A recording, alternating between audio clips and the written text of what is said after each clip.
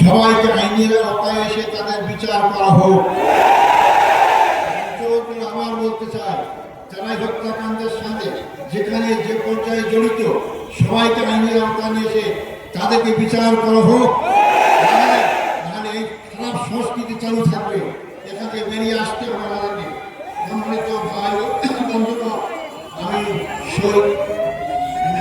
অনুরোধ করতে চাই, আমার জন্য আন্তরিকভাবে দোয়া পাই আপনার কাছে। আমার অপরাধ কি ছিল? আমার অপরাধ ছিল আল্লাহর প্রতি বিশ্বাস, এটাই তো আমার অপরাধ ছিল।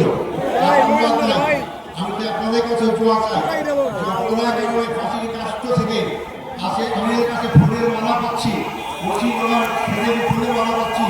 আমাদের আজীবন সেই ইসলামী আন্দোলনে আমার জীবন থাকতে, রক্তবিন্দু এক ফোঁটা থাকতে এই আন্দোলনে যদি শহীদ হিসেবে মৃত্যুবরণ করতে পারি, সে তৌফিক আমাদের কাছে আমাদের সবাইকে মৃত্যুবরণ করতে হবে না।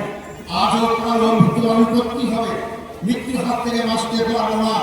আপনাদের মোল্লা ভাই আমার হাবিব ছিলেন, একটা কথা আমাকে প্রায় বলতে, আদার ভাই আমার জীবনে বলা যায় আমি এই সব জান্নাত পাবো না।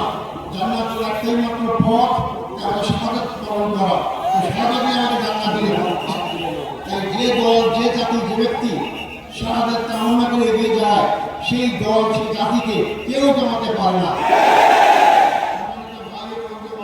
সেই দোয়ার সাথে সাথে আপনাদের সবাইকে সবার মাধ্যমে সারা বাংলাদেশে আমার জনসংখ্যা আহ্বান করতে চাই, আসুন এই দেশ আমাদের, এই দেশ আমাদের সভা, এই দেশের মানুষের আশা আকাঙ্ক্ষা চিন্তা চেতনা ঐক্য অনুযায়ী এই দেশটাকে ইসলামী সমাজ করার আশাকে আমরা সবাই এগিয়ে যেতে পারি।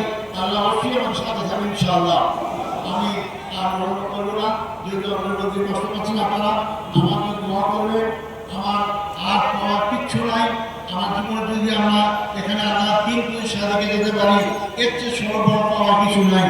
আমাদের সবাই সেই দিন পুলিশের আন্দোলনে যার যার জায়গা থেকে যে ভূমিকা রাখা দরকার, সেই ভূমিকা সবাই রাখবেন, এই আশাবাদ ব্যক্ত করে সাংবাদিক বন্ধু, ফটোগ্রাফার যারা এখানে আসছেন, যারা আজকে আমাদের উপস্থিত হয়েছেন, তাদেরকে আমি ধন্যবাদ জানাতে চাই।